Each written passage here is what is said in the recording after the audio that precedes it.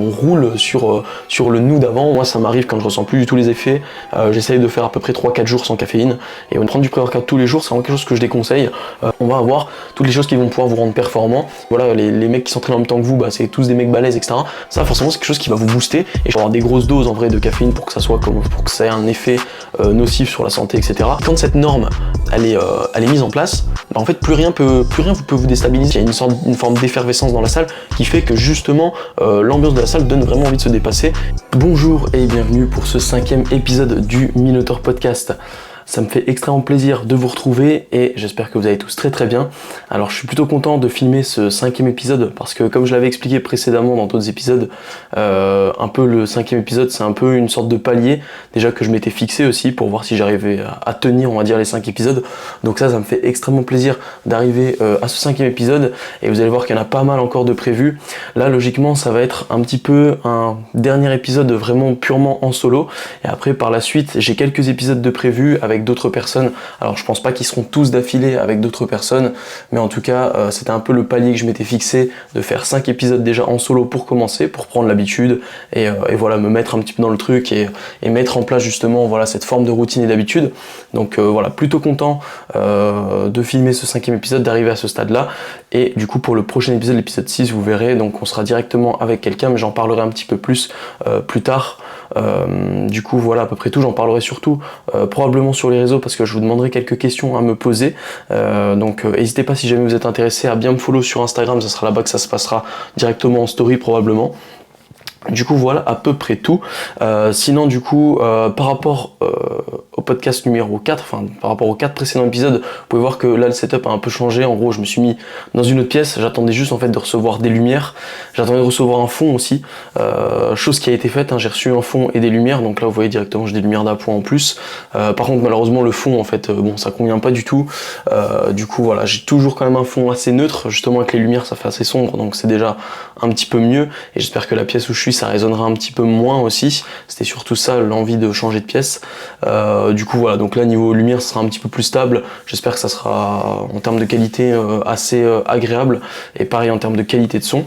Mais sinon voilà grosso modo à peu près tout pour l'évolution de ce podcast. Alors l'idée ça serait bien sûr que j'arrive à avoir un fond un peu mieux pour les prochains, mais faut que j'arrive à voir ça parce que là le temps que j'ai reçu le matériel que j'avais pour le fond, voilà, pour avoir un fond bien neutre, etc. Le problème c'est que là le temps que je rectifie le tir, ça allait mettre trop de temps pour sortir un nouvel épisode, et j'avais pas envie de mettre un mois de pause entre 2 épisodes, etc. Là je crois que ça fait déjà 2 semaines ou presque 2 semaines que l'épisode 4 est sorti, donc voilà, fallait absolument que je ressorte un autre, donc tant pis on va dire grosso modo pour ça. Je veux dire là le fond reste assez neutre on va dire. Enfin bref, là on est directement en fait dans mon bureau, là où je travaille 80% de mon temps. Du coup, voilà à peu près tout. Sinon, on va pouvoir passer du coup à l'énumération des sujets de cet épisode. Parce que du coup, si vous avez regardé l'épisode 4, l'épisode précédent, du coup, sur ce dernier épisode, malheureusement, j'ai pas eu le temps de traiter le 2e sujet que j'avais prévu de traiter, qui est un sujet, on va dire, qui était assez court. Et du coup, je vais le combiner avec le 2e sujet d'aujourd'hui. Donc comme d'habitude, j'aurai en gros, grosso modo, le premier sujet qui va être un sujet on va dire très axé musculation, training, etc. Donc là on sera vraiment purement dans le training, on va parler un petit peu entre guillemets performance. Sur ce premier sujet l'objectif ça va être de voir comment être dans les meilleures conditions pour pouvoir bien performer lors de sa séance, et donc tous les jours, etc. ou tous les jours où on s'entraîne du moins. Donc on va faire un petit peu la liste des choses qui peuvent vraiment aider, qui peuvent vraiment faire la différence pour entre guillemets être sûr d'être performant dans sa séance et pas être un petit peu en mode aléatoire. Ah aujourd'hui je me sentais bien, aujourd'hui bizarrement j'étais un peu mou pendant ma séance, etc. Comprendre les pourquoi du comment et voir toutes les petites choses qu'on peut mettre en place justement pour être toujours un peu plus dans une performance la plus optimale possible. Du coup voilà pour ce sujet numéro 1 qui va être du coup vraiment un sujet très axé muscu, mais qui sera en vrai assez court. Je pense pas que je vais passer plus de 30 minutes honnêtement sur ce sujet là, je pense pas, en tout cas j'espère. Et il n'y a pas trop de digression comme d'habitude. Et sinon pour le sujet numéro 2, du coup, on va parler en fait directement, du coup, grosso modo, le but du sujet, c'est de base sur l'épisode 5, c'était parler un petit peu des habitudes, etc., voir comment on peut tenir, etc., sur la longueur pour justement aller chercher, entre guillemets, une forme d'excellence, comment devenir performant, etc., avec justement les habitudes, parce que pour moi, c'est vraiment la base, hein, c'est ce qui permet vraiment sur le long terme de devenir meilleur, on va dire. Et comme le sujet numéro 2 du podcast précédent, donc de l'épisode 4, était un petit peu de parler de l'effet cumulé, de quels étaient justement tous ces petits moyens qui vont permettre d'être quelqu'un, on va dire entre guillemets, de plus déter dans la vie, d'avoir une notion de progressivité dans sa vie de manière générale, mais ça s'applique en fait directement, c'est parce que pour moi ça s'applique directement, c'est un peu un principe qu'on retrouve en muscu, qu'on va pouvoir appliquer en fait dans la vie de manière générale, et du coup je trouve que c'est un sujet plutôt intéressant à aborder. Donc voilà, ça sera comme d'habitude le sujet numéro 2, un petit peu plus on va dire axé mindset, etc. On peut dire développement personnel, j'aime comme un peu tout le monde, j'ai envie de dire, j'aime pas trop ce terme, j'aime bien plutôt dire, je sais pas, le développement de soi ou quelque chose comme ça. Enfin bref. Donc voilà, si jamais je regarde ici, comme d'habitude, c'est parce que j'ai mon ordi avec mes grandes lignes directrices sous les yeux, hein, c'est pour ça. Du coup, ça va être à peu près tout. Eh bien, on va pouvoir du coup attaquer sinon ce premier sujet. Toujours le petit café bien sûr. Et sinon, du coup, on va pouvoir attaquer ce premier sujet. Donc, pour le premier sujet, comment être performant, comment optimiser justement entre guillemets son pré-training, voire même son training de manière à être performant et avoir du coup les meilleurs résultats possibles. On va avoir plusieurs points, honnêtement, on va avoir plusieurs points pour pouvoir être performant, et je pense qu'on va aller dans l'ordre chronologique, ça sera beaucoup plus simple. Donc on pourrait s'étaler sur par exemple, voilà, bien sûr, avoir une bonne récupération, si on a fait une bonne nuit de sommeil, etc., bien sûr on sera plus performant, mais bon, j'ai envie de dire, ça c'est des choses plus ou moins basiques, on va pas trop s'étaler sur tout ce qui va être lié, on va dire, à l'alimentation, si j'y reviendrai, mais on va pas voilà, prendre du temps sur tout ce qui va être, on va dire, récupération, sommeil, hydratation. Bien sûr, pour dire dans les grandes lignes, bien sûr il faut que vous ayez un bon sommeil, hein, de manière générale. J'aurais tendance à dire que le grand minimum c'est 6 heures par nuit, hein, on va dire, et encore 6 heures par nuit si vous faites du sport comme de manière assez intensive. Moi j'aurais tendance à vous conseiller d'aller, si vous êtes un peu obligé dans votre train de vie, etc., voilà, vous avez du mal à avoir plus de 6 heures, le week-end, c'est toujours bien à la rigueur que vous tapiez 2 heures par nuit en plus, histoire de rattraper un petit peu le manquement sur la semaine. Voilà, c'est une question d'équilibre. Mais voilà, enfin bref. Donc voilà, le sommeil, on va dire classique, voilà, être bien reposé, etc. Après, dans le même esprit, il faut aussi trouver, et ça vaut le coup de tester. Alors bien sûr, ça c'est quand on a un emploi du temps assez libre ou assez flexible, et on peut du coup voir, tester différents horaires pour s'entraîner, mais la plupart des gens peuvent soit s'entraîner soit très tôt le matin, soit plutôt tard le soir ou en fin d'après-midi, etc. N'hésitez pas à tester les deux, même si ça peut vous paraître contre-intuitif, ça se trouve vous serez peut-être très performant en vous entraînant très tôt le matin. En réalité, pour les 3/4 des gens, on est plus performant le soir, parce que tout simplement, voilà, on a un peu plus d'énergie accumulée sur la journée. Alors après, ça dépend, hein, parce que certaines personnes ont un travail très physique qui justement vont les fatiguer et ils seront moins performants le soir, mais de manière générale, on est un peu plus réveillé, on va dire en fin d'après-midi, etc. Et c'est souvent vers ces horaires-là qu'on va être le plus performant, voire même le début d'après-midi. Voilà, enfin on va dire le milieu de journée, c'est à peu près là où on est le plus performant. Donc voilà, mais ça vaut toujours le coup, je trouve, de tester, d'aller s'entraîner une fois, de voir un peu ce que ça donne de s'entraîner très tôt le matin, par exemple. Si ça peut vous arranger dans votre emploi du temps, peut-être que ça vous rendra plus productif et qu'au final, sur le long terme, vous serez plus performant en vous entraînant le matin. Donc ça peut être des choses intéressantes. Donc voilà, on a un peu cet horaire de l'entraînement qui, je trouve, a sa part d'intéressement, même si pour de vrai, je trouve que c'est pas un énorme game changer, c'est plus une question d'habitude qu'autre chose. Donc voilà, on va pas trop s'attarder plus longtemps là-dessus. Après, bien sûr, pour survoler aussi un petit peu l'hydratation, pensez toujours bien que si vous n'avez pas assez tout simplement d'eau dans le corps, hein, voilà, et ça va être directement lié aussi aux électrolytes, donc tout ce qui va être sodium, potassium, surtout, donc cette balance-là. On a aussi le magnésium qui est intéressant, etc. On peut vite se retrouver entre guillemets carencé, enfin même si encore je crois qu'on peut avoir des carences en magnésium, mais des carences en sodium, potassium, je suis pas certain honnêtement. C'est juste que ça se voit très peu. Après, si techniquement ça doit pouvoir, hein, honnêtement. Mais voilà, pensez bien à bien vous hydrater et n'hésitez pas justement à aussi bien saler votre alimentation quand vous faites beaucoup de sport et que vous hydratez beaucoup. Bien saler son alimentation, c'est important. Pourquoi pas aussi mettre du sel dans l'eau pour certaines personnes. Moi, je suis quelqu'un qui mange assez salé de base, donc je le fais pas. Je sais que j'en ai pas besoin. J'ai même plutôt un taux de sodium un peu trop élevé en général de ce que je remarque quand je le calcule. Donc c'est quelque chose que personnellement je ne fais pas, mais pour le coup, ça va être lié directement à déjà par exemple votre congestion, mais aussi tout simplement le ressenti général et aussi du coup un ressenti, on va dire, d'énergie en fait, lié directement à l'énergie, parce que voilà, quand on commence à être à plat un petit peu, enfin quand on commence justement à manquer d'eau, de sodium, d'électrolytes, etc. de manière générale. En général, la sensation qu'on va avoir, c'est justement de se sentir vraiment à plat, de se dire qu'on n'a plus d'énergie, comme si toute notre boule d'énergie, elle s'était vidée. Voilà, on se sent un petit peu vide. Et ça, c'est vraiment terrible, je trouve, pour la performance, parce que du coup, chaque série paraît être une épreuve, etc. Et franchement, c'est pas terrible, je trouve, pour la performance. Donc franchement, toujours, je trouve que c'est intéressant de prendre en compte ça, d'essayer de faire en sorte d'avoir une bonne hydratation, un bon taux d'électrolyte, etc. Bien faire attention à ça. Et du coup, voilà à peu près tout pour l'hydratation. Voilà, on va pas. J'ai déjà fait pas mal de réels sur le sujet. Je crois que j'en avais parlé vite fait aussi dans l'épisode 2 ou 3, je sais plus, du podcast. Donc voilà. Sinon, on va pouvoir passer directement, là on va rentrer du coup un peu plus dans le sujet de l'alimentation, et en fait dans l'alimentation, là je voulais en venir, c'est surtout l'alimentation pré-training, ce qu'on peut appeler pré-workout, ou voilà, directement. L'alimentation pré-training, elle va être hyper importante parce que en fonction de votre... il va y avoir plusieurs facteurs déjà qui sont très importants, c'est-à-dire que si vous avez une alimentation qui va être trop pauvre avant de vous entraîner, il y a d'énormes chances que vous ayez aussi pas assez d'énergie pour pouvoir vous entraîner.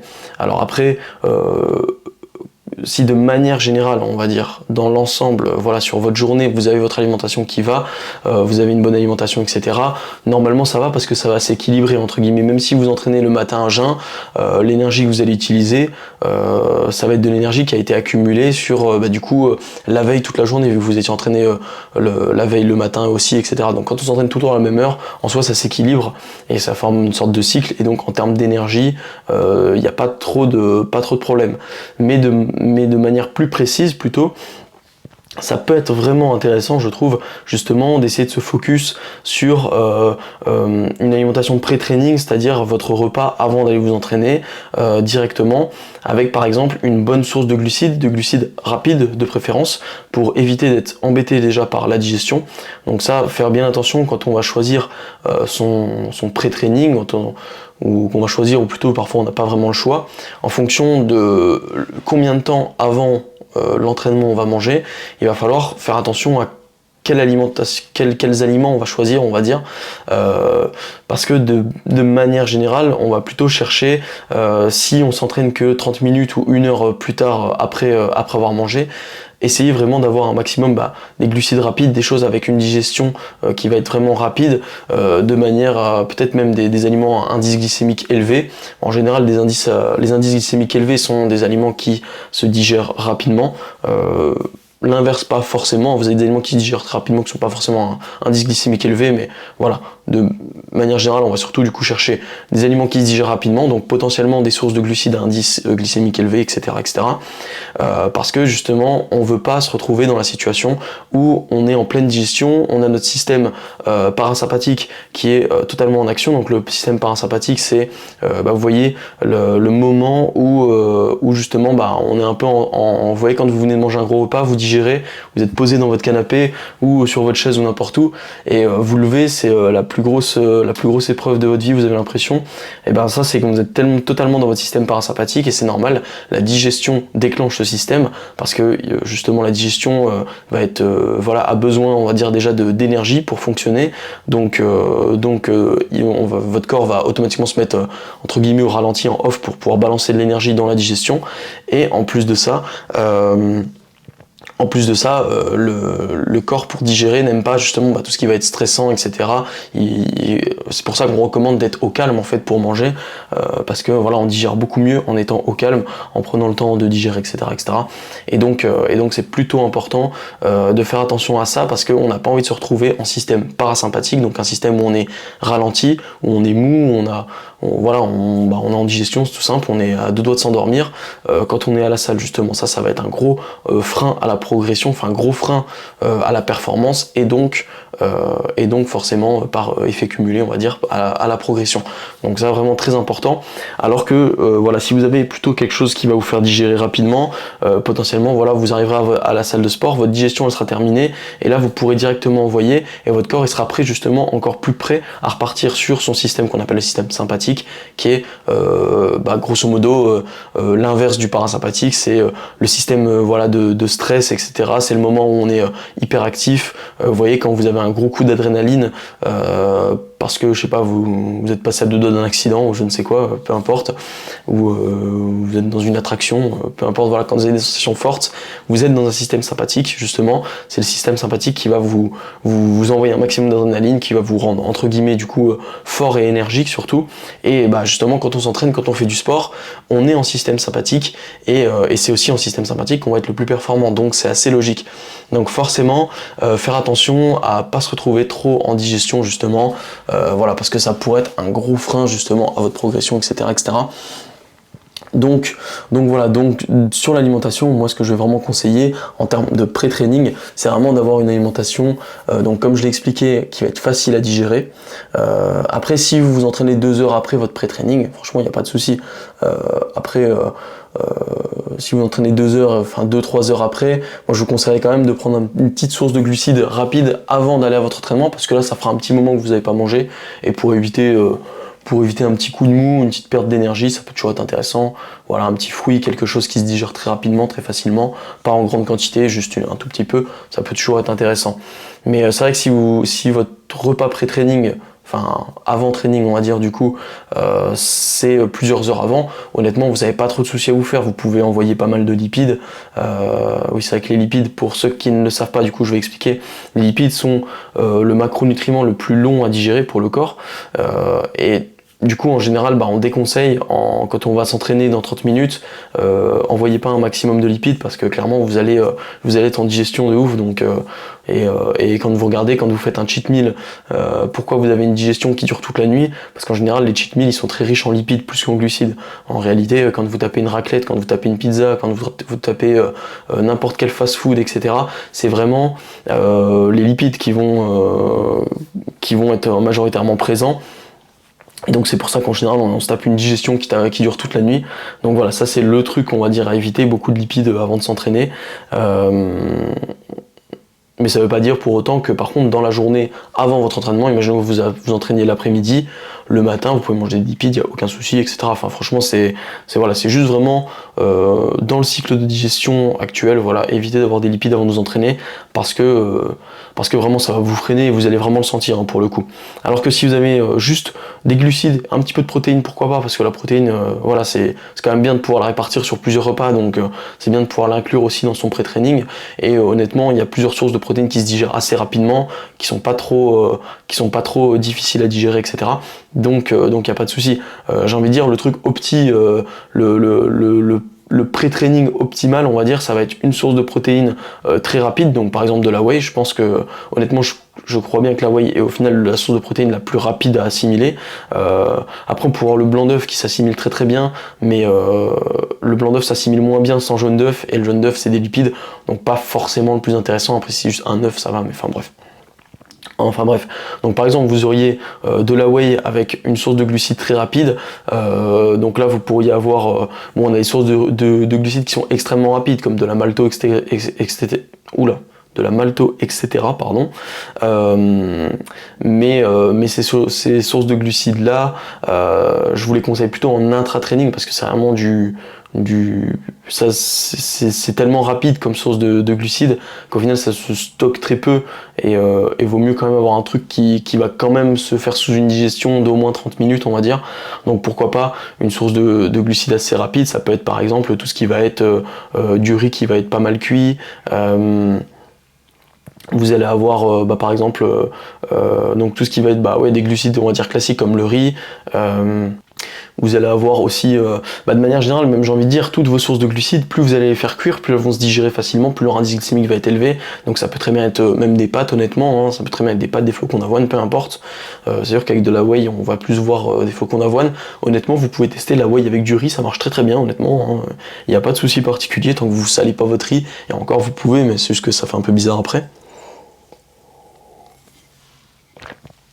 Dans le même esprit, vous allez avoir aussi, par exemple, moi j'aime beaucoup la polenta.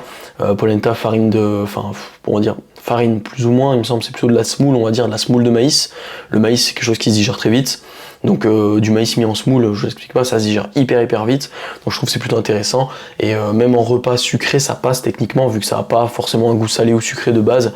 C'est vrai que de base, c'est dans un repas salé qu'on va manger ça, mais comme le riz, vous pourrez très bien le tester de manière sucrée, honnêtement ça passe très bien. Donc voilà, en faisant bien cuire tout ça, en rajoutant la petite whey et tout, vous pouvez avoir vraiment un bon pré-training. Après dans le même esprit, vous allez avoir tout ce qui va être fruits, hein. Franchement les fruits, ça se digère assez rapidement. Alors après ça c'est un truc que tout le monde connaît un peu, j'ai l'impression maintenant, c'est le truc de la banane, si elle est pas mûre, si elle est encore un peu verte ou quoi, elle va se digérer moins vite, c'est vrai, parce que tout simplement comme un fruit moins mûr va du coup par définition avoir un indice glycémique moins élevé, donc on va le digérer moins vite, etc. Donc c'est pas aussi optimal, mais voilà, tout ce qui est fruits de manière générale, un fruit bien mûr, des fruits secs aussi, c'est quelque chose qui se digère très vite, qui en plus ça sont quand même assez riches en fibres, donc c'est plutôt bénéf. Donc honnêtement c'est plutôt bien en pré-training je trouve. Du coup voilà pour un peu l'alimentation, je pense qu'on va déjà avoir fait le tour de tout ça. Après directement, on va passer du coup là encore, on va suivre l'ordre chronologique, donc une fois qu'on a mangé son pré-training, on se dirige vers la salle, on va parler peut-être aussi des pré-workouts. Alors pré-workout ou même de la caféine de manière générale, moi c'est quelque chose que je conseille beaucoup, la caféine avant de s'entraîner, je trouve que c'est top, d'avoir un petit coup de boost, un petit coup de fouet, ça peut être vraiment bien. Néanmoins il faut vraiment faire attention à la dépendance sur ce genre de choses, parce qu'en fait, je vais même pas parler de la dépendance d'un point de vue santé, parce qu'en soi, faut avoir des grosses doses en vrai de caféine pour que ça ait un effet nocif sur la santé, etc. Mais pour autant, il faut faire attention sur ça, c'est pour toujours en bénéficier des effets en fait. Parce que moi ce que je trouve vraiment dommage, c'est justement de plus ressentir les effets de la caféine, plus ressentir les effets d'un pré-workout. C'est dramatique parce que du coup en fait l'argent qu'on met dans notre café ou dans notre pré-workout, etc., il part en fumée si on n'a pas les ressentis qui sont liés. Donc je trouve c'est vraiment dommage. Et c'est bête parce que du coup on perd aussi cet atout en plus. C'est pas forcément qu'une question de perte d'argent, de gâchis, mais aussi tout simplement parce que du coup, si on a plus ce coup de boost là, on perd une carte de notre main, on va dire, pour pouvoir performer, donc c'est dommage. Donc de manière générale, le café, on peut en consommer tous les jours, mais quand vous commencez à sentir que, j'ai envie de dire, il faut faire attention à la dose journalière, parce que c'est la dose journalière qui va faire un petit peu, quand vous avez une dose journalière qui devient de plus en plus grosse au fur et à mesure des jours pour pouvoir ressentir quelque chose, dans ce cas, il faut peut-être que justement vous fassiez une petite phase de purge, mais c'est pas vraiment de purge, petite phase ou de désaccommodation, pendant plusieurs jours vous n'en prenez pas, zéro caféine, comme ça quand vous allez en reprendre, vous allez repartir un petit peu de zéro, vous allez ressentir, etc. Je sais que moi ça m'arrive quand je ressens plus du tout les effets, j'essaye de faire à peu près 3-4 jours sans caféine, et honnêtement c'est vrai que c'est assez difficile parce que le café, en plus de ça, moi personnellement j'aime beaucoup aussi boire du café dans ma journée pour simplement le goût, j'aime beaucoup le café, et du coup c'est très relou, mais bon, il y a du déca, ça existe, donc il y a d'autres alternatives. Et ça c'est pareil pour tous les grands consommateurs de boissons énergisantes, Red Bull, etc. Faites gaffe parce que c'est pas mal dosé en caféine et du coup si vous faites ça plus dans la journée, vous buvez quelques cafés, etc. Vous risquez énormément de vous retrouver en surdose de caféine et vous allez plus ressentir les effets au fur et à mesure du temps. Et voilà quoi, on voit beaucoup de mecs maintenant qui au début commencent par un café avant de s'entraîner, ensuite ils font un café, ensuite ils font 2 cafés, ensuite ils font une Monster, ensuite ils font un café plus une Monster, à la fin ils sont à 2 Monsters et voilà. Bref. C'est dommage parce que déjà vous perdez de l'argent et en plus de ça en fait vous accumulez juste et vous allez encore plus loin dans votre dépendance et vous allez encore moins en moins ressentir les effets, etc.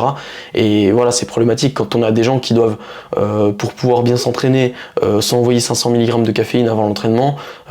Clairement c'est beaucoup trop. 500 mg de caféine, c'est le maximum que vous devez consommer sur votre journée. Après ça va dépendre de votre gabarit. Une femme de 45-50 kg, j'aurais même envie de dire 300 mg de caféine, pas plus honnêtement, donc sur la journée. Donc voilà, moi j'essaie de me limiter à 400 mg à peu près, donc j'essaie toujours de calculer à peu près, vous voyez, en fonction, j'avais fait un réel sur le sujet, vous voyez, un café classique, on va dire un espresso, il me semble, c'est autour des 70 mg de caféine. En général avant de m'entraîner j'en fais un double en fait, simplement je fais un double espresso, je mets 2 doses, et du coup ça me fait à peu près, on va dire grosso modo 150 mg de caféine, et après voilà, dans la journée j'ai maximum un autre café si je fais ça, et si j'ai bu genre 2 cafés dans la journée, je vais prendre qu'un seul café avant de m'entraîner, etc. etc. Et pareil, du coup on va en venir directement sur les pré-workouts qui, comme les boissons énergisantes, sont très dosées en général en caféine, et ça c'est pareil, je trouve que c'est assez dommage parce que surcharger les pré-workouts avec des gros 300-400 mg par dose de caféine, en vrai c'est inutile, c'est juste un argument marketing et ça va pas vous rendre service. Préférez plutôt un pré-workout qui va être chargé à peu près à 150-200 mg de caféine, ça sera largement normalement suffisant, quitte à ce que vous preniez un petit café avec du coup 70 mg de caféine en plus, si jamais vraiment vous trouvez que c'est pas assez, mais honnêtement voilà, tu vois, c'est largement suffisant. Donc faire attention quand même à vos dosages de pré-workout, et parfois avec un pré-workout justement qui est bien dosé, qui est plutôt énervé en dosage de caféine, mais par contre qui manque un petit peu de dosage de citrulline, on va dire, en comparaison, ou des trucs comme ça, on se dit vas-y, j'ai envie de bien pump, du coup on augmente un petit peu la dose, et en fait le truc c'est quand on passe de 20 à 25 grammes la dose, et que 20 grammes c'était déjà 300 mg, et on se retrouve avec 25 grammes, je vais pas faire le calcul de tête, mais grosso modo on doit se retrouver à 400 mg en fait de caféine, d'un coup ça nous augmente encore, ou proche des 400 mg, donc ça fait encore beaucoup, encore en plus, etc. etc. Donc faites bien attention au dosage de caféine par rapport au reste quand vous achetez un pré-workout. Et sur ça, moi je conseille énormément justement des pré-workouts steam free. Steam free, ça veut dire en gros sans booster, sans excitant, voilà, donc sans caféine, parce que c'est plutôt intéressant. On peut justement choisir d'apporter de la caféine directement avec 1 ou 2 cafés à côté, ce qui est suffisant, et d'avoir justement l'effet cool du pré-workout avec l'effet, on va dire, du pump et de la concentration, sans avoir l'effet négatif d'avoir trop de caféine. Et surtout si vous entraînez le soir, vous envoyez 300 mg de caféine pendant votre entraînement ou avant votre entraînement, clairement faut pas vous étonner qu'après vous ayez du mal à vous endormir le soir, etc. C'est sûr que voilà, la caféine ça peut vite être à double tranchant, donc faut faire vraiment attention, je trouve, quand même. Donc c'est pour ça que franchement les pré-workouts steam free, je trouve qu'ils sont pas assez plébiscité, c'est dommage, franchement c'est vraiment quelque chose de pratique et bien, je trouve. Donc ouais, voilà à peu près tout. Est-ce que j'ai fait le tour de tout ce qui est pré-workout? Ouais, logiquement, je pense à peu près. Qu'est-ce qu'on va avoir du coup? Donc, si on suit l'ordre chronologique, donc voilà, après on va s'entraîner. Est-ce qu'on prend un pré-workout, oui ou non? Voilà, ça peut être intéressant, ça peut être cool d'avoir un petit peu de focus. Ah si, pour la fréquence quand même des pré-workouts, pourrait justement éviter d'avoir une accommodation, et ça c'est pas lié forcément à la caféine, mais directement à ce qu'on va retrouver dans un pré-workout. Donc voilà, tout ce qui va être pour le pump, pour pour surtout l'effet, on va dire, de concentration, ce genre de choses. Même la sensation qu'on aime bien, un petit peu de picotement qu'on va retrouver grâce à certains éléments comme la bêta-alanine, ce genre de choses, c'est quelque chose sur lequel aussi on va avoir une accommodation. Donc prendre du pré-workout tous les jours, c'est vraiment quelque chose que je déconseille. Moi je prends vraiment du pré-workout que 1 à 2 fois par semaine, j'essaie vraiment de me limiter à 2 fois grand maximum, et si je peux j'essaie de faire qu'une seule fois dans la semaine, parce que justement j'ai pas envie de m'accommoder et j'ai envie justement que quand je prends un pré-workout, qu'il soit steam free ou non, je ressente la sensation et pas justement d'avoir vraiment cette accommodation. Tous les jours je m'entraîne avec mon pré-workout, et en plus de ça, si on a vraiment trop l'habitude, bah, ça veut dire qu'après on a aussi plus l'habitude de s'entraîner sans, et voilà quoi, si on par malheur on se retrouve à s'entraîner sans, ça va être dommage parce on sera moins énergique, etc. Et puis mine de rien, ça coûte très cher, hein. Les pré-workouts c'est quand même assez cher, souvent c'est vers les 40 € le kilo, etc. Quand vous commencez à envoyer vraiment une dose tous les jours, bah finalement je trouve que ça vous revient aussi cher que de la whey, etc. Alors que c'est quand même beaucoup moins intéressant, voilà quoi, au quotidien. Donc le pré-workout c'est un plus, mais c'est un plus qu'il faut essayer de limiter, on va dire, en termes de fréquence, pour pas se retrouver avec une accommodation trop forte, on va dire. Du coup, voilà pour les pré-workouts. Après, du coup, on se retrouve dans la séance, et dans la séance, qu'est-ce qui va être bien pour performer? Alors, tout va dépendre aussi, pour rester un peu dans le thème alimentation, on va avoir tout ce qui peut être intra-training. Alors, moi personnellement, je consomme pas d'intra-training de manière générale, mais ça peut m'arriver d'en consommer, par exemple, quand je suis dans des phases de déficit calorique, où je commence à manquer d'énergie, et je sais que là, les trainings commencent à être difficiles. Je sais qu'à partir de 45 minutes, je commence à plus avoir de jus, etc. Et bien dans ce cas, je vais avoir un intra-training vraiment très léger, juste des glucides très rapides par exemple, comme directement du miel, ou vraiment des fruits secs, par exemple des dattes, voilà, des trucs comme ça qui se digèrent très vite, qui se digèrent vraiment en 10 minutes, c'est une petite dose, etc. Ou le miel il me semble que le miel carrément se digère même pas, enfin il n'y a même pas de phase de digestion, vu que c'est déjà c'est un des trucs les plus rapides, le miel, parce que le miel en fait grosso modo c'est un peu le vomi, hein, des abeilles en fait, hein, directement elle le digère elle-même pour le produire en fait, donc c'est le produit de leur digestion en fait, donc ouais c'est un peu le vomi des abeilles, voilà, et super glamour, mais et du coup, donc ouais, le miel c'est quelque chose qui est super pour justement l'intra-training, si jamais voilà vous manquez d'énergie. Tout type de glucides rapides peut vraiment être bien. Et du coup là justement, comme j'en ai parlé tout à l'heure, tout ce qui peut être maltodextrine, il me semble que c'est le Vitargo aussi qui est un peu comme la malto, qui sont voilà des aliments, des glucides à indice glycémique très élevé, et ça peut être très bien justement pour si jamais vous manquez d'énergie, si vous avez des séances très longues aussi, hein, par exemple ces derniers temps j'ai pas mal parlé du sujet upper lower, etc. sur les réseaux, mais voilà, si vous avez un training en full body ou en upper ou en lower qui dure vraiment longtemps, par exemple, c'est vrai que des séances upper ça peut vite durer vraiment longtemps pour certaines personnes, si vous entraînez peu de fois dans la semaine, etc. Et ben dans ce cas, voilà, avoir un intra-training ça peut être bien, parce que c'est difficile de rester performant sur une séance de 2 heures, et du coup voilà, donc dans ce genre de cas, l'intra-training je conseille. Sinon de manière générale, si vous avez une bonne alimentation avant d'aller vous entraîner, normalement il n'y a pas de souci particulier. Genre moi honnêtement j'en ai pas besoin, je ressens pas le besoin d'avoir un intra-training, mais peut-être que au fur et à mesure de ma sèche, potentiellement j'en aurais peut-être un petit peu plus besoin. Donc voilà, c'est quelque chose qui peut être intéressant, mais qui est pas obligatoire en soi.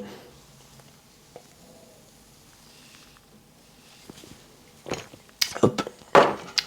Ok, du coup, sinon, à part ça, en intra-training, enfin là, on va pas parler d'alimentation, on va avoir toutes les choses qui vont pouvoir vous rendre performant, qui vont pouvoir vous aider justement à booster un peu votre énergie, et par exemple, on peut parler de la musique. La musique, moi je trouve que c'est hyper important pour pouvoir être performant dans sa séance, parce que alors après ça va dépendre des gens, il y a des gens ils réagissent beaucoup à la musique, d'autres très peu, d'autres vraiment pas du tout. Moi je fais partie des personnes qui réagissent très peu à la musique en réalité. J'ai pas une oreille musicale de ouf, j'ai une culture musicale qui a vraiment explosé, hein, vraiment j'ai aucune culture musicale. La musique ça a toujours été quelque chose qui me parle pas vraiment, mais mine de rien il y a quand même des sons, il y a quand même des musiques qui vont me parler. Souvent moi ça va être plutôt les paroles des musiques ou ce genre de choses, ou l'énergie globale, c'est pas tant la mélodie on va dire, mais l'énergie globale de la musique qui va plutôt me booster, et du coup même pour quelqu'un comme moi qui et pas quelqu'un de très accro, on va dire, à la musique de manière générale, etc. C'est limite plus un bruit de fond souvent quand je vais écouter de la musique. Et ben au final ça m'aide énormément à performer parce que je vais attendre le moment de la musique qui me plaît bien, qui me booste un petit peu, que ça soit une musique un petit peu, on va dire un peu ego trip avec des paroles un peu voilà violentes, etc. Comme dans du rap, ou plutôt un moment avec un gros drop comme dans une musique. Moi j'aime beaucoup par exemple tout ce qui va être un peu rock, etc. pour s'entraîner, parce qu'il y a souvent une sorte de gros drop avec voilà on va dire le chanteur, l'interprète qui se met un peu plus à gueuler, on va dire, hein, tout simplement, et du coup ça booste un petit peu instinctivement, et c'est plutôt pas mal. Il y a d'autres gens, ça va être plutôt tout ce qui va être un peu électro et tout, parce que bah pareil, il y a beaucoup de drop, etc. Moi c'est quelque chose qui me parle très peu, parce qu'il y a pas beaucoup de paroles, et justement moi c'est en général c'est plutôt la parole, quelqu'un qui se met à gueuler, ou des paroles un peu violentes, on va dire, qui vont me booster du coup, parce que justement moi je m'accroche à la parole plus qu'à la mélodie, mais il y a d'autres personnes, voilà, ils vont beaucoup aimer tout ce qui va être techno, hardstyle, des trucs comme ça, et c'est quelque chose que je comprends totalement, puisque bah voilà, et du coup bah ça, faut pas hésiter, voilà, à avoir même si c'est tout le temps les mêmes musiques que vous écoutez pour vous entraîner, je trouve en soi ça change rien, faut vraiment trouver la musique qui nous booste bien, et ça c'est vraiment pas mal. Après, faites tout de même attention à pas partir dans des excès, à mettre la musique vraiment très très forte, parce que c'est bien d'avoir la musique assez forte pour s'entraîner, mais si vous avez besoin de mettre la musique forte, ce que je vous conseille c'est qu'entre vos sets, entre vos séries, soit baissez le son, soit mettez pause, parce que en vrai ça c'est quelque chose quand même qu'on sous-estime, je trouve, aujourd'hui. On passe un peu tout le temps notre vie avec des écouteurs ou un casque sur les oreilles, et en vrai je pense que niveau audition, je suis pressé de voir ce que ça va donner dans quelques années, dans quelques décennies même. Toutes les personnes de ma génération, de la génération même suivante, j'ai envie de dire, et même ceux d'un peu avant moi, qui ont grandi avec des écouteurs dans les oreilles. En vrai, je me demande ce que ça va donner niveau audition, parce que ça fait quand même beaucoup de décibels pendant 2 heures, etc. Et même sur le reste de la journée, si en plus ça vous écoutez à côté. Je pense que ça, on va avoir des bonnes surprises. On va sûrement tous finir sourds, à mon avis. Mais bon, après, voilà. C'est difficile aussi de s'en passer, c'est sûr, mais du coup ouais, faire gaffe un petit peu à ça. Après voilà, je vais pas faire le moralisateur, moi aussi quand je m'entraîne, je mets la musique souvent très très forte, mais ce que j'essaie de faire par contre justement, c'est de baisser le son entre mes sets, voire même de mettre pause. Clairement, souvent ça m'arrive même de mettre pause quand c'est des musiques qui gueulent un petit peu. Vous voyez, parfois j'écoute un petit peu des edits, alors ça, ceux qui sont un peu connaisseurs, les edits SoundCloud, c'est un vrai banger pour s'entraîner, avec vous voyez, moi j'aime bien justement les edits avec des musiques un peu rock comme j'aurais tendance à écouter, mais avec justement l'edit il est fait avec vous voyez des bodybuilders qui s'entraînent en fond, qui hurlent comme pas possible. On a Dorian Yates qui est en train d'hurler sur son leg press, clairement. Déjà c'est cool, parce que là j'aime bien, c'est on va dire une forme de nostalgie, ça motive un peu, mais par contre ça hurle, et clairement je me dis ouais, peut-être c'est pas très sain de s'entraîner pendant 2 heures par jour, tous les jours, d'avoir un mec qui hurle à la mort dans tes oreilles. Tu vois, je me dis c'est peut-être quelque chose qui est pas sain quand même. Je sais pas, je me dis à force, même ne serait-ce que psychologiquement, je sais pas, je me dis quand même, t'entends des hurlements de douleur pendant 2 heures tous les jours, je me dis ouais, je sais pas trop. Mais du coup, ouais, ça souvent c'est le genre de truc où vraiment là je vais mettre complètement pause entre mes sets, parce que après tu ressors de la salle, t'es cuit en fait, psychologiquement t'arrives plus à réfléchir limite, tu vois, t'es mort. Alors si t'as d'autres choses à faire après dans ta journée, et que ton training c'est pas la dernière étape de ta journée, merci, mais après ça va être compliqué quoi.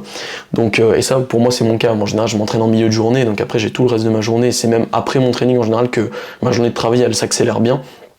Donc pour le coup, voilà quoi, ça à faire gaffe quand même. Mais du coup voilà, et pour parler de la musique, il y a beaucoup de gens qui disent ouais, la musique ça sert à rien, si tu peux pas t'entraîner sans musique, c'est que voilà, t'es pas un mec déter, etc. J'ai envie de dire, c'est un peu comme les gens qui critiquent ceux qui s'entraînent au pré-workout, et c'était mon cas il y a quelques temps. Je critiquais beaucoup les gens qui s'entraînaient avec des pré-workouts. Alors ceux qui s'entraînent tous les jours avec des pré-workouts, j'ai toujours envie de les critiquer, mais voilà, le pré-workout de manière occasionnelle c'est très très bien. Mais la musique, je trouve que c'est bien de s'entraîner tous les jours avec, parce que bah c'est facile d'avoir une bonne musique, voilà, on a tous des écouteurs et tout, il y a peu de chances que tu te retrouves dans la situation où mince, voilà, ça peut arriver une fois de temps en temps que vas-y, t'as pas tes écouteurs, tu les as oubliés, c'était mon cas d'ailleurs la séance d'hier, c'était horrible, mais mais voilà, en soi c'est pas dramatique, on peut quand même s'entraîner sans, et donc je trouve pas qu'il y a une dépendance vraiment à la musique en soi. Après je pense qu'il y a des gens peut-être qui sont peut-être plus sujets à ça que moi, peut-être c'est parce que moi justement j'ai pas un gros feeling de fou avec la musique, je suis pas comment on dit déjà les gens qui sont fans de musique, un mélomane je crois, je sais plus, ouais ça doit être ça, enfin bref. Donc forcément peut-être que voilà ça s'applique à moi, mais de manière générale il n'y a pas une dépendance très élevée, donc je trouve que c'est pas trop grave de tout le temps s'entraîner avec de la musique et tout, et si une fois dans l'année t'as oublié tes écouteurs et tu peux pas t'entraîner avec de la musique, bah c'est pas trop grave en soi, mais du coup voilà, donc moi c'est quelque chose que je trouve plutôt bien de s'entraîner avec de la musique, ça permet de rester un petit peu aussi focus dans son training, que quand on est dans une salle qui est assez bruyante, avec des gens qui parlent à droite à gauche, bah on a vite fait en fait de se défocus parce qu'on va entendre une conversation, on va je sais pas moi, se retourner parce qu'il y a un mec qui fait du bruit, enfin bref, voilà, être focus dans son truc c'est plutôt bien, voilà, d'avoir même un casque ou les AirPods avec réducteur de bruit, etc. C'est pas mon cas, moi j'ai pas les AirPods avec le réducteur de bruit, et j'ai pas, enfin de bruit extérieur, enfin je sais plus comment ça s'appelle, et j'ai pas de casque non plus, mais en soi ça va quoi, avec le son assez fort, etc. On est bien focus et je trouve que c'est plutôt bien, mais du coup voilà, donc voilà, la musique pour moi c'est que du bénéf, honnêtement c'est un peu bête de se forcer à pas s'entraîner avec de la musique pour soi-disant voilà, alors qu'en plus de ça peut être aussi un plaisir hein, de s'entraîner avec la musique qu'on aime bien et tout, et mine de rien au quotidien c'est cool d'avoir des petits plaisirs comme ça dans un training qui est difficile au quotidien, etc., etc.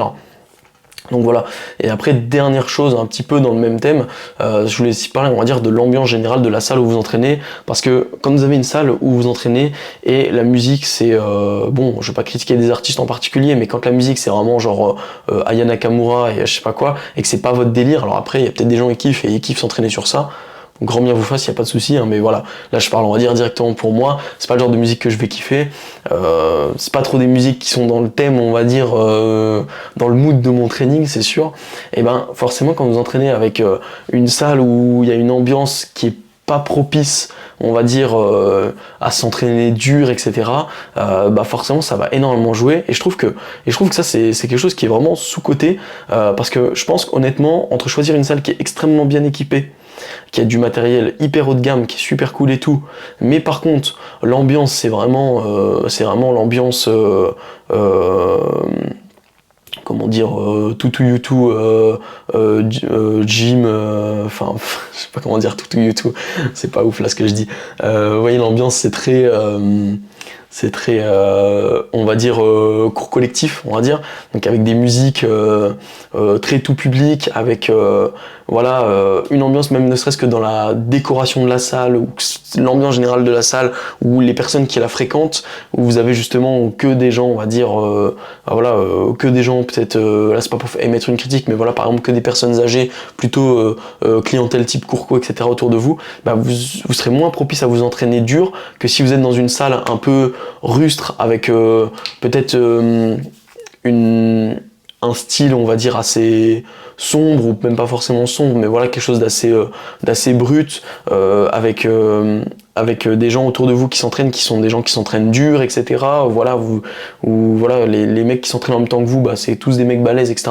Ça forcément c'est quelque chose qui va vous booster, et je trouve que sur le long terme c'est quelque chose qui est vraiment pas négligeable, et du coup le choix entre une salle, voilà, comme je disais, qui est hyper bien équipée, mais par contre l'ambiance du training, voilà, le mood de la salle, que ce soit la musique qui passe, ou etc., ou même la lumière de la salle, enfin voilà, plein de choses fait que c'est pas trop le thème, et ben entre ça et une salle qui est peut-être bof équipée, le minimum, voire même mal équipée, mais par contre les mecs qui sont dans la salle ils sont tous balèzes, la musique dans la salle c'est de la musique comme moi je vais écouter dans mes écouteurs, donc carrément j'ai même pas besoin de mettre mes écouteurs, il y a une ambiance de vraiment, tu sens que voilà, c'est Blood and Guts de Dorian Yates quand tu vas aller t'entraîner en termes d'ambiance, tu vois, bah forcément forcément ça donne beaucoup plus envie, et du coup moi entre les deux je choisirais largement la salle qui est moins bien équipée mais avec une très bonne ambiance, et ça c'est quelque chose qui est vraiment, je trouve, à ne pas sous-estimer, parce que vraiment ça peut tout donner dans votre training, je trouve, et sur le long terme, quand vous faites que des bonnes séances avec full intensité,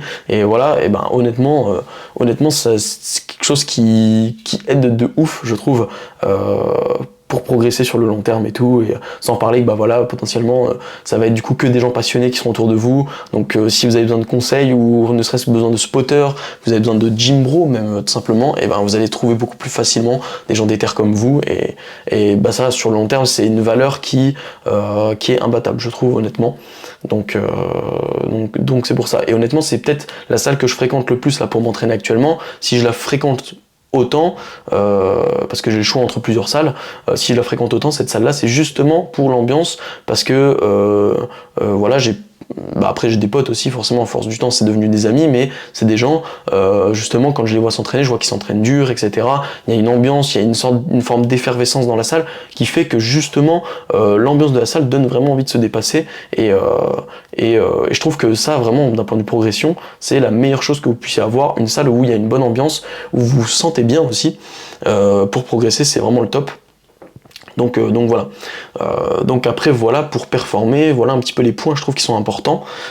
Qu'est-ce qu'on va avoir d'autre? Après je crois qu'on va avoir fait plutôt plus ou moins le tour. Forcément votre programme d'entraînement directement, la manière dont vous allez vous entraîner va être liée directement à votre performance intra-training, mais là après ça va revenir directement au sujet qu'on a traité la semaine dernière de voilà comment s'entraîner, quel type de split on va utiliser, etc. Donc ça c'est plutôt quelque chose, je vous invite à aller voir plutôt l'épisode 3 et l'épisode 4 qui sont vraiment directement liés à ça, le choix du split, des exercices, et l'épisode 4 comment s'entraîner, quelle intensité mettre, voilà la manière du training pour que ça soit optimal. Ça va directement être lié avec ça. Donc c'est pour ça, là on a fait tout ce qui est autour, et je pense que c'est déjà pas mal, surtout que là je vois qu'on est à plus de 30 minutes déjà sur ce sujet, donc là on est déjà à peu près bientôt 45 minutes, 3/4 d'heure là sur le podcast, donc faut que je me speed un peu, sinon je vais mettre 1h30 le temps de parler du deuxième sujet, qui va être un sujet plutôt intéressant je pense, pour parler, on va dire, de mindset. On va parler un peu, on va dire entre guillemets, développement personnel, et on va parler du coup de l'outil inestimable qui est les habitudes. Genre vraiment les habitudes, le truc qui peut vraiment faire, c'est ce qui va faire que votre vie, elle sera totalement différente dans 10 ans, ou pas, on va dire, grosso modo.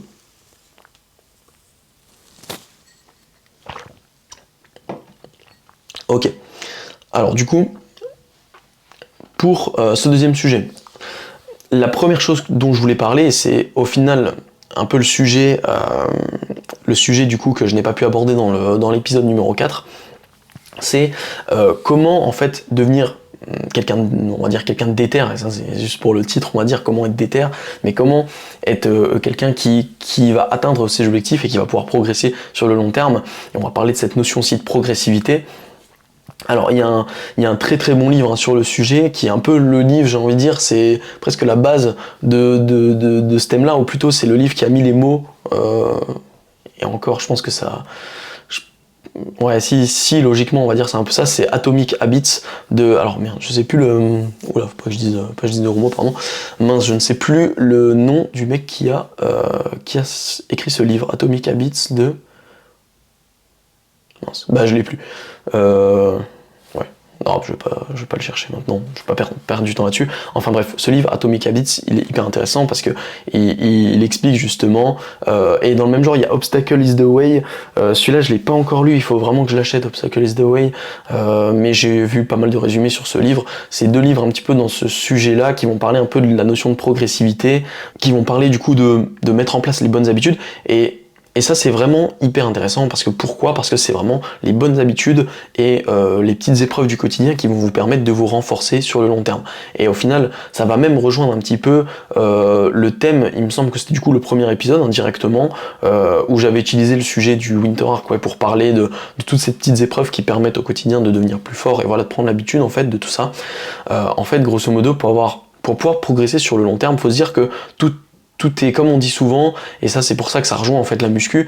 La muscu c'est comme c'est pour ça que moi je trouve que c'est une très bonne école pour pouvoir être meilleur de manière générale dans la vie, que ce soit d'un point de vue relationnel, travail, etc., social, parce qu'en fait, la muscu, c'est, comme on dit souvent, c'est un marathon et pas un sprint, il faut vraiment voir la chose sur la longueur, et donc il faut pas essayer de se précipiter, mais plutôt d'essayer d'incorporer des bonnes habitudes qu'on va pouvoir tenir sur le long terme, avoir une forme d'adhérence à ce qu'on fait, sur des choses qui vont être au final difficiles, hein, parce que par exemple s'entraîner tous les jours, bah, c'est difficile, mais ou même s'entraîner rien que 3 fois par semaine, avoir une routine d'entraînement c'est difficile à tenir, mais si ça devient une habitude, ça devient au final facile, et après on est dans un engrenage qui fait qu'une fois que la roue elle est lancée, ça roule tout seul, et là après, bah, j'ai envie de dire, on roule sur le nous d'avant, on roule sur la concurrence, même si j'ai pas envie de dire ça, c'est plutôt le nous-mêmes d'avant, la concurrence, on va dire. Donc c'est vraiment quelque chose qui va vous faire progresser. Et justement, donc avoir des bonnes habitudes qui vont vous permettre de progresser, c'est quelque chose qui va vous permettre sur le long terme d'atteindre tous vos objectifs, honnêtement. Ce qu'il faut faire en fait, selon moi, encore une fois selon moi et selon justement ces bouquins Atomic Habits, Obstacle is the Way, merci l'accent anglais, mais grosso modo, ce qu'il faut faire en fait, c'est incorporer des petites habitudes progressivement, petit à petit, pour pouvoir en fait après tenir sur le long terme et après avoir ces habitudes qui vont être des game changers, qui vont faire que vous allez être entre guillemets bien supérieur à la personne que vous étiez avant, qui vont permettre vraiment de progresser. Et du coup, par exemple, encore hier, oui c'était hier en plus de ça, hier soir, quelqu'un avec qui je discute, etc., donc hors salle, etc., c'est vraiment quelqu'un qui pratique pas du tout, qui je pense même ne pratiquait pas de sport, en fait c'était quelqu'un, ouais je me vantais un petit peu, voilà, c'est quelqu'un qui me complimentait sur mon physique, etc., donc on était vraiment hors la salle, etc., c'était directement en fait dans la rue, indirectement, et on m'interpelle et on me dit putain, il est costaud lui, enfin bref, voilà, machin et tout, donc je dis merci, tout ça, je glisse que je suis coach sportif, toujours, bien sûr, hein, et attention, on peut toujours on glisse une petite carte de visite, bien sûr, et la personne me dit directement, ah ouais, mais il faut être motivé tous les jours. Et je trouve ça frappant en fait, parce que les gens se disent toujours ça, les gens qui sont pas du tout, on va dire, dans ça, se disent toujours il faut être motivé tous les jours. Et moi tout de suite ce que je lui ai dit c'est, pas du tout, c'est une question d'habitude. J'ai juste dit ça. Et le mec avait pas l'air de comprendre, il était là en mode comment ça, il avait pas l'air de saisir le truc, il disait faut quand même avoir la motivation tous les jours, enfin voilà tout ça. Et moi je disais c'est qu'une question d'habitude, après c'est facile, voilà tu vois, je lui ai dit en gros il y a le premier mois où c'est difficile, après c'est facile. En gros, à peu près ça. Et il y a beaucoup de personnes aussi aujourd'hui qui souvent m'envoient des messages, etc., me félicitent, on va dire, pour on va dire, voilà, mon physique directement, ce genre de choses.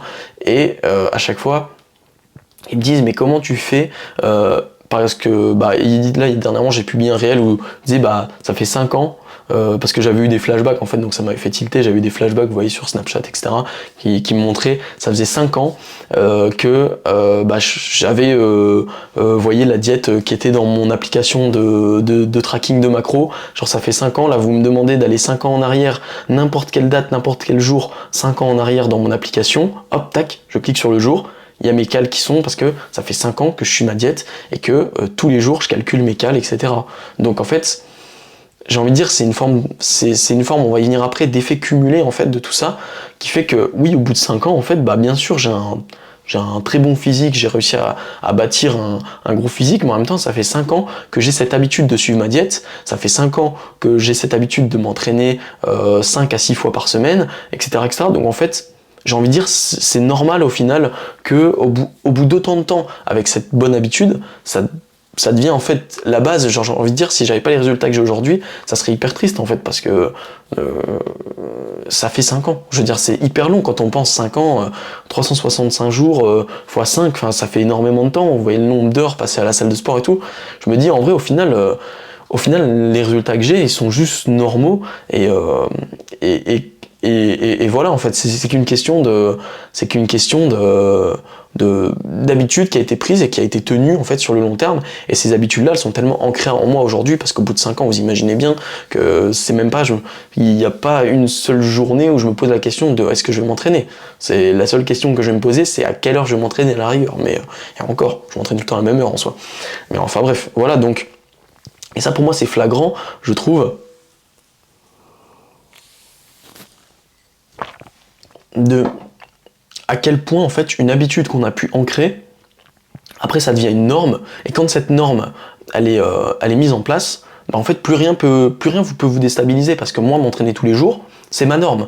C'est ma norme, m'entraîner 6 fois par semaine, 5 fois par semaine, c'est ma norme. Donc en fait, demain il peut y avoir une tornade dehors, je vais quand même aller à la salle en fait. Enfin, ça peut être si demain c'est l'apocalypse, bah je vais me dire ok, mais quand est-ce que je cale mon training quoi, genre enfin voilà, enfin après à voir hein, si c'est vraiment la fin du monde, j'en sais rien, mais voilà, il peut m'arriver tout et rien, j'irai toujours m'entraîner en fait, enfin je me pose pas la question tout simplement, et ça je pense que c'est hyper intéressant, parce que voilà, sur le long terme, c'est quelque chose qui va vous apporter vraiment des gros bénéfices en fait, tout simplement, et ça peut être pour tout, c'est pour la musculation, pour la diète, mais ça va être aussi lié par exemple à votre travail. Imaginons que vous ayez un travail qui vous plaise pas, mais que vous ayez envie de développer un business sur le côté, etc., pour peut-être par la suite pouvoir vous sortir de votre boulot que vous aimez pas, ou voilà, simplement développer d'autres compétences.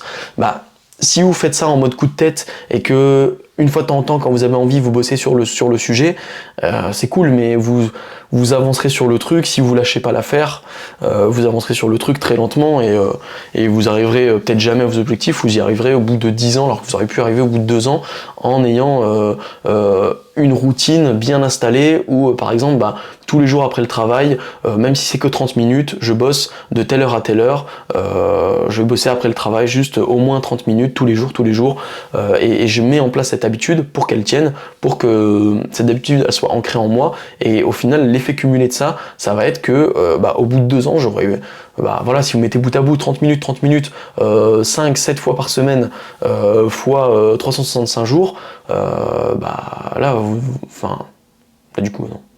5-7 fois par semaine, fois 52 du coup, fois 2 ans par exemple, fois 104 du coup, techniquement, et bah là, clairement, vous allez faire une énorme différence avec la personne que vous étiez avant. Donc j'ai envie de dire, c'est assez facile. Ce qu'il faut faire, souvent, on parle, ça c'est un truc que j'aime bien, qui me parle bien, au final, c'est que en mettant en place des bonnes habitudes comme ça, on essaye de mettre en place une norme, ça devient une norme pour nous, les habitudes qu'on va mettre en place, ça devient notre norme, et si on veut être une personne plus élevé que ce qu'on était avant, il va falloir qu'on ait une norme, que ça soit sur le travail, sur le training, sur la diète, sur ce que vous voulez, qui soit plus élevée que notre norme, on va dire, précédente, notre normalité précédente. Donc si notre normalité précédente, c'était, par exemple, pour rester dans le thème travail, c'était de travailler de 9h à 17h au boulot qu'on n'aime pas, et rentrer chez nous et après se poser les pieds sur la table et plus faire grand chose, forcément, si on reste dans cette norme-là, on va rester la personne qu'on est actuellement pendant toute la durée de cette norme. Donc si vous restez comme ça pendant 30 ans, vous serez toujours la même personne, et il y aura probablement pas ou très peu d'évolution. Alors que par contre, si vous ajoutez juste un tout petit peu, que votre norme elle devient un tout petit peu supérieure, donc rajoutez 30 minutes de travail sur un projet, sur un projet à côté en plus, et ben forcément, votre norme elle va évoluer, et vous allez du coup vous-même tout simplement vous allez suivre votre norme à vous. C'est-à-dire que la nouvelle norme, c'est une norme de quelqu'un qui travaille un petit peu plus, qui a des projets à côté, et bien forcément vous-même vous allez forcément en récolter les fruits au bout d'un moment, et du coup voilà. Donc en fait le pouvoir des bonnes habitudes, c'est un vrai game changer, parce que c'est quelque chose qui va vraiment vous permettre de progresser, et du coup voilà, c'est ce qu'on appelle en fait l'effet cumulé. Par exemple, moi je parle souvent de ça pour imager ma progression sur les réseaux sociaux, on va dire. Les réseaux sociaux, techniquement, moi je m'y suis mis dessus pour avoir de la clientèle, pour avoir une vitrine, pour avoir quelque chose qui m'apporte de la clientèle, surtout pour le coaching en ligne, c'est très important.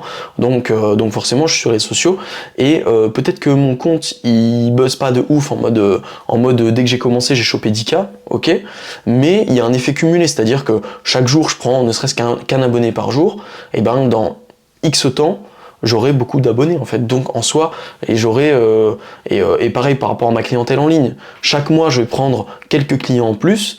L'effet cumulé de tout ça, c'est c'est qu'un an plus tard, j'ai beaucoup plus de clients qu'un an auparavant, et au final c'est tout bénef. Et vraiment l'effet cumulé d'avoir des bonnes petites habitudes comme ça, qui font que vous accumulez, et à la fin, en plus de ça, en général, c'est assez exponentiel. On met toujours la même somme d'efforts, et en fait, ça nous apporte des nouvelles choses, qui nous apportent encore, qui apportent leur lot c'est ce qu'on va dire des side effects, je vais dire en... S'il y a un terme en français, mais comme on dit... Enfin voilà quoi, c'est une sorte d'effet cumulé, une sorte d'effet boule de neige. En fait, à la fin, c'est vraiment hyper rentable. Quand vous regardez, quand vous avez une bonne habitude que vous avez pris, et par exemple, si je reprends le thème de la muscu, quand j'ai commencé, je me disais, vas-y, 3 ans de muscu pour avoir un bon physique, parce que c'est ce que j'avais vu sur internet, c'est long quand même, putain, je vais devoir faire 3 ans. Vas-y, c'est un peu relou, mais bon, vas-y, je prends les habitudes et tout, je m'y mets. Aujourd'hui, quand je regarde en arrière, je me dis maintenant, ça fait plus de 5 ans que j'ai commencé la muscu. Je me dis, j'ai l'impression que j'ai commencé la muscu hier, c'était il y a pas si longtemps en fait. Genre, je m'en rappelle encore limite de mon premier training, quoi. Genre, et je me dis, en fait, c'est passé tellement vite, c'est passé à une vitesse de fou, parce qu'en fait, ça a été des habitudes, ça fait partie de mon quotidien, et limite, en un claquement de doigts, les 5 ans, elles sont passées, donc au final, et ça, c'est pour tout. Donc là, quand je pense à mon business de coaching en ligne, maintenant ça va faire 2 ans bientôt. Grosso modo, là, on va dire ça fait 2 ans que j'ai commencé. Parce qu'on est en quoi là? On va être en novembre. Ouais, grosso modo, on va dire j'ai commencé en novembre, en plus de ça à peu près. Donc là, ça fait 2 ans, on va dire. Grosso modo, ça va faire 2 ans. Et je me dis, putain, c'est passé super vite en fait. Donc c'est cool. Et quand j'ai commencé, il y a 2 ans, j'avais 0 client. Et aujourd'hui, j'en ai beaucoup plus. Et c'est cool, c'est cool. Et on va voir comment ça. Et qu'est-ce que ça sera dans 2 ans? Dans 2 ans, peut-être, j'en aurai encore 2 fois plus. Ou ça se trouve, ça va se stabiliser un petit peu. On sait pas, on verra un petit peu comment ça évolue. Mais en soi, c'est que du bénéfice au final. Donc, des bonnes habitudes qu'on met en place, un rythme de travail, c'est vraiment top. Et du coup, comment mettre en place ces bonnes habitudes? C'est là qu'on va parler de la notion de progressivité. C'est un peu comme en muscu directement. Quand vous faites de la muscu, vous faites pas votre développé couché à 100 kg dès votre première séance. Vous allez mettre en place une surcharge progressive, vous allez y aller progressivement, vous allez réussir à apprendre au fur et à mesure à mettre plus d'intensité, à avoir un training plus optimal, etc. Tout ça, c'est des choses qui vont se faire progressivement avec le temps, en fait, simplement. Ça, c'est vraiment quelque chose qu'il faut prendre en compte dans vos bonnes habitudes. Par exemple, vous voulez vous mettre à lire tous les jours, commencez pas en vous disant je lis un chapitre par jour, parce que un chapitre, ça peut être 30 pages peut-être sur un bouquin, donc ça peut être compliqué. Et c'est plutôt de vous dire, ok, je lis 15 minutes par jour, ou je lis 5 pages par jour, etc. Ensuite, vous passez à 10, ensuite, vous passez à 30 minutes, etc., etc. Il y a vraiment une notion de progressivité, je trouve, qui est importante là-dessus, qui permet justement d'avoir des habitudes qui vont bien s'ancrer, alors que quand on commence tout de suite difficile, en général, ça peut marcher pendant 1 semaine, 2 semaines, parce qu'on est motivé, on est à fond, et c'est là que c'est la motivation qui prend, en fait, simplement, c'est parce qu'on est motivé qu'on tient. Mais par contre, est-ce que ça va vous faire tenir sur le long terme? Sûrement pas, en réalité, vous allez souvent lâcher, parce que, en fait, c'est trop dur, vous avez mis la barre trop haute pour commencer, donc ça, c'est vraiment, je vais pas dire la catastrophe, mais c'est contre-productif au final, parce que vous allez juste perdre du temps, vous allez essayer de mettre en place une habitude, vous allez même perdre de l'estime de vous-même, parce que dès que vous allez lâcher, dès que vous allez, entre guillemets, pas atteindre un objectif que vous êtes fixé, dès que vous allez lâcher, en fait, vous trahissez vous-même, vous trahissez votre propre parole, et du coup, en fait, c'est comme si vous vous étiez menti à vous-même, et vous voyez, quand quelqu'un vous ment, vous perdez confiance en lui.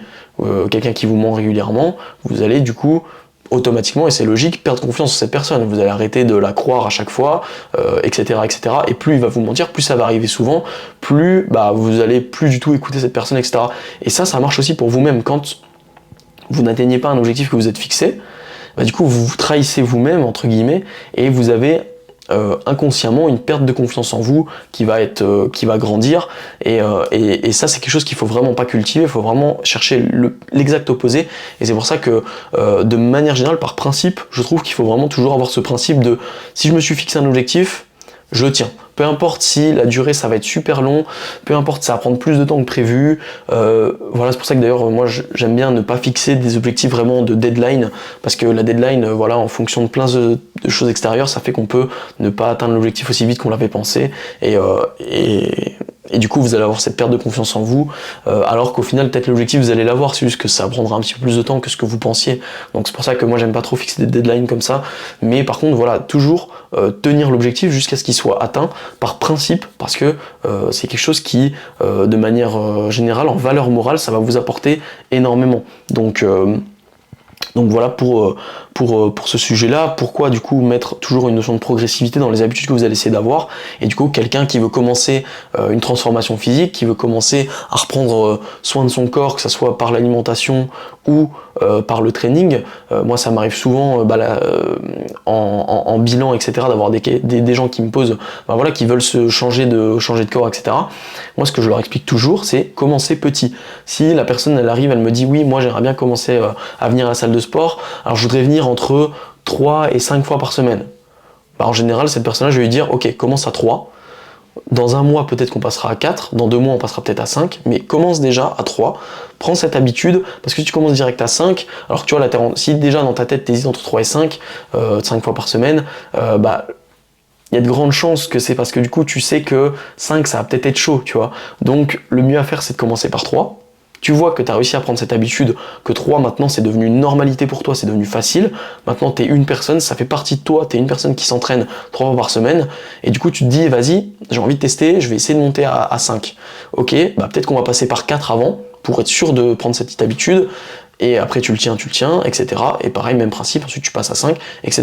Et c'est pareil sur la diète, quand tu regardes quelqu'un qui mange énormément de junk food, de bouffe transformée tous les jours, passer de 80% de l'alimentation c'est de la junk food à 80% de l'alimentation c'est des produits bruts, etc., non transformés, ça va être compliqué, on va pas le faire du jour au lendemain. Il vaut mieux commencer petit à petit. Moi en général les notions de progressivité que je vais donner aux personnes, ça va être par exemple commence par ton petit déj c'est quoi, ok c'est je sais pas moi, voilà, full produit transformé. Je dis ok, tu gardes ton alimentation normale pour l'instant, tu changes juste ton petit déj. Ensuite, du coup, voilà, donc ça, il a sa petite norme, il met en place, il a l'habitude, maintenant, voilà, son petit déj, c'est un petit déj sain, etc., avec des produits bruts, et il a pris cette habitude-là, ok, maintenant, on passe au repas suivant, le midi. Ok, le midi, tu manges quoi? Ok, maintenant, tu vas manger ça, et voilà, et pareil, on met en place cette petite habitude, etc., jusqu'à arriver, voilà, avec une alimentation qui va être plutôt clean. Qui est plutôt clean à 80%, et voire même après, pourquoi pas à 100%, ça peut, mais honnêtement c'est pas forcément quelque chose que je conseille spécialement. Et donc voilà, cette notion de progressivité, je trouve qu'elle est hyper importante, et du coup voilà, donc prendre des bonnes habitudes, c'est vraiment quelque chose qui va être un vrai game changer, et du coup, voilà à peu près tout sur ce sujet. Qu'est-ce que je voulais rajouter de plus à peu près sur ce sujet? Je lis un peu là mon script comme ça des yeux, pour pas oublier de choses. Oui, c'est aussi quelque chose, le fait d'avoir des habitudes ancrées, d'avoir des normes.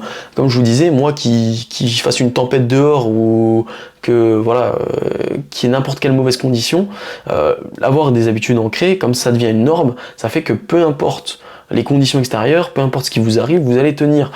Il y a beaucoup de gens, même des gens que j'ai en coaching en ligne par exemple, qui, quand il va y avoir des mauvaises conditions, par exemple, encore quand on est malade, j'ai envie de dire, quand on est malade, on n'a pas le choix. Moi je me suis déjà entraîné sous état grippal, ce genre de choses. Voilà, quand t'es vraiment très fort malade, si t'as une gastro, tu vas pas aller à l'entraînement, tu peux pas sortir de chez toi si t'as une gastro logiquement. Ou voilà, quand t'es vraiment très malade, bien sûr, tu peux pas t'entraîner. De toute façon, ce serait contre-productif. Mais par contre, il y a des gens, dès qu'ils vont avoir un petit rhume, je vais pas à la salle parce que j'ai le nez pris et tout. En vrai, mec, si tu vas pas t'entraîner parce que t'as le nez pris, en vrai, voilà, tu vois, il faut pas grand chose pour t'arrêter. Pareil, il y a des gens, ils vont pas s'entraîner parce que cette semaine j'ai fait un déménagement et tout, je suis fatigué. C'est pas parce que t'es en déménagement que tu peux pas prendre 1 heure pour aller t'entraîner, tu vois, tu peux au moins faire le minimum, faire juste un tout petit peu pour garder ton habitude. Et ça, on voit que c'est des personnes en fait directement qui ont pas les bonnes habitudes ancrées. Et tu vois, en coaching en ligne, quand je repère ça chez quelqu'un, je vais tout de suite essayer justement de lui expliquer un petit peu ce mindset, ce que j'explique là justement, de garder toujours une forme d'habitude, que ça devienne vraiment une normalité, pour que ça soit pas quelque chose qui puisse être remis en question par un élément extérieur, parce que c'est ça qui fera que sur le long terme, et là je parle vraiment de long terme, de plusieurs années, qui fera qu'on atteindra les objectifs. On n'atteint pas ces objectifs, particulièrement en musculation, on les atteint pas en 1 an, malheureusement, on les atteint pas en quelques mois, ni en quelques semaines, donc c'est quelque chose qu'il faut vraiment réussir à avoir sur le long terme.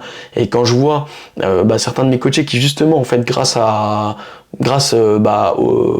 à ce que j'ai pu lui apporter, je vois que voilà, maintenant c'est quelqu'un qui a une grosse détermination, en fait une grosse discipline, ça me fait extrêmement plaisir parce que je me dis cette personne-là, elle est sauvée. C'est-à-dire que maintenant qu'elle a cette discipline qui est ancrée en elle, à moins qu'il y ait un énorme élément traumatique dans sa vie ou je ne sais quoi, là normalement, il y a de grandes chances pour qu'elle arrive à tenir comme ça sur des années, et même après qu'on soit plus si jamais on est plus en coaching ensemble, etc., cette personne-là continuera à progresser et à atteindre ses objectifs.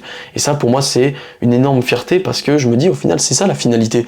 C'est pas tant que je lui fais atteindre son objectif X sur un terme Y, c'est plutôt le fait que j'ai réussi à lui inculquer des valeurs et une discipline qui fait que sur le très long terme, il va pouvoir appliquer ça même sur d'autres plans de sa vie, sur le travail, sur d'autres trucs.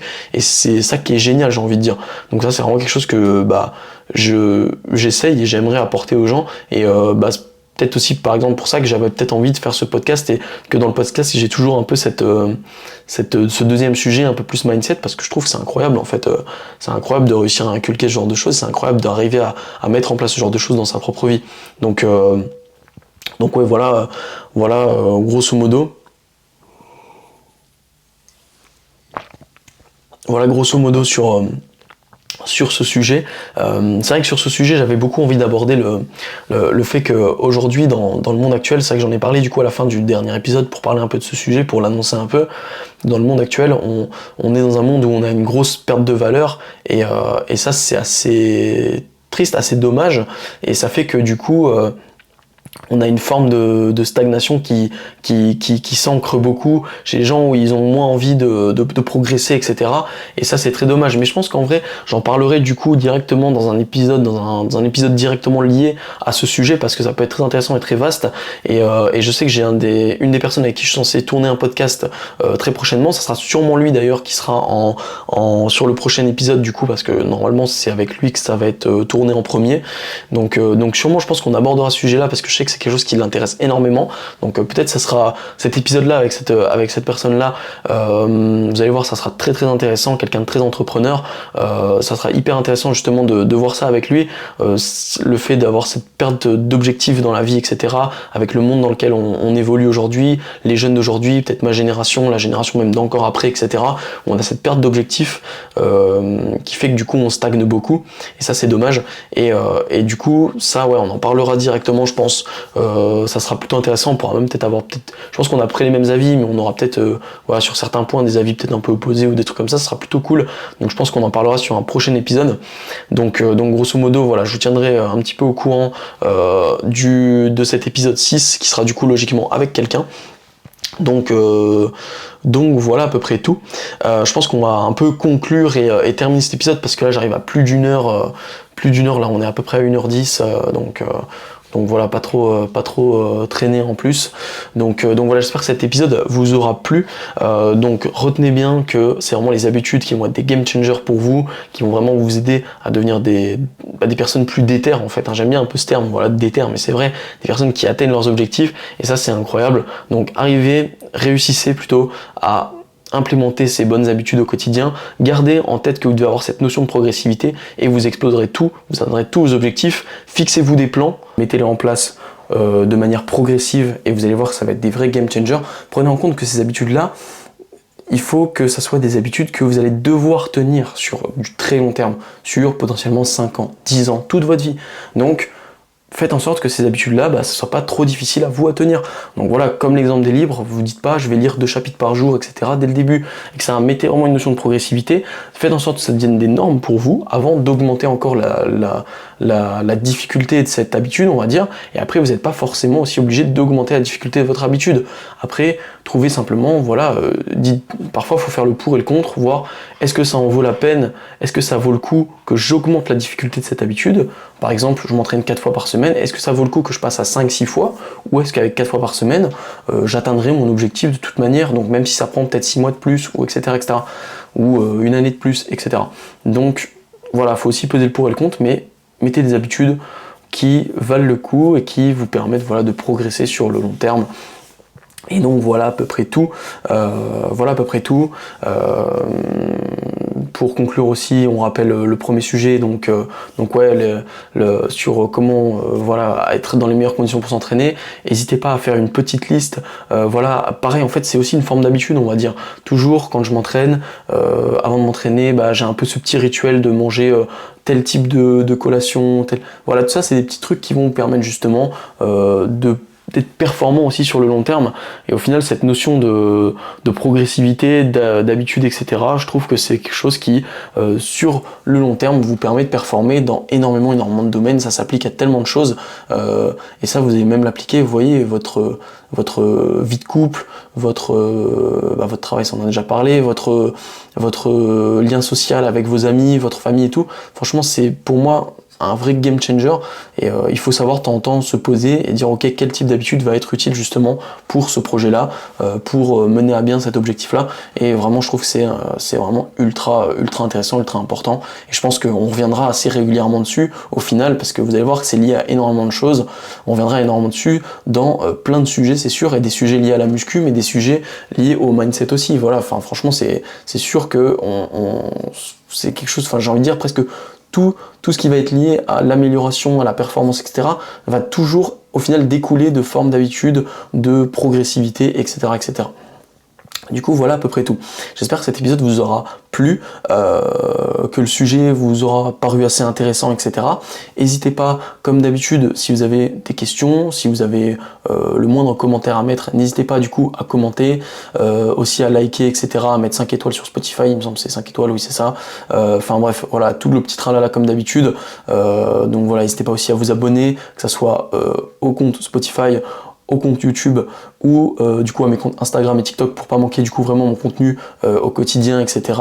Voilà, j'essaie toujours de proposer un maximum de valeur dans mon contenu, que ça soit sur le contenu, on va dire format vertical, donc réel, etc., qui est vraiment quotidien. J'essaie vraiment de poster tous les jours, presque tous les jours en tout cas, et pareil un petit peu, ça peut toujours, je sais, moi quelque chose que j'aime beaucoup, qui me motive au quotidien, c'est les stories de gens que j'apprécie, que j'aime bien regarder, on va dire leur training ou ce genre de choses. Je sais qu'au quotidien j'aime bien regarder leur story, parce que en général c'est quelque chose qui me motive, où je me dis ok, lui il a déjà commencé sa journée, il a déjà envoyé, il a déjà fait sa séance, lui il a déjà fait telle tâche de travail, etc. Et je trouve que c'est vraiment motivant. Donc j'essaye un petit peu de partager ça aussi dans mes stories au quotidien. Je partage très souvent du coup mes séances, donc n'hésitez pas si ça vous intéresse. Du coup voilà à peu près tout. Sinon, il me reste plus qu'à vous dire, il me reste plus qu'à vous souhaiter plutôt une très bonne journée ou une très bonne soirée. Surtout, atteignez vos objectifs, bossez dans le sens de vos objectifs, essayez d'être le plus performant possible comme d'habitude. On essaie de s'envoyer un maximum à la salle bien évidemment. Et sinon, je vous souhaite du coup une très bonne journée, une très bonne soirée. Merci encore de m'avoir écouté, et on se dit à la prochaine pour l'épisode numéro 6.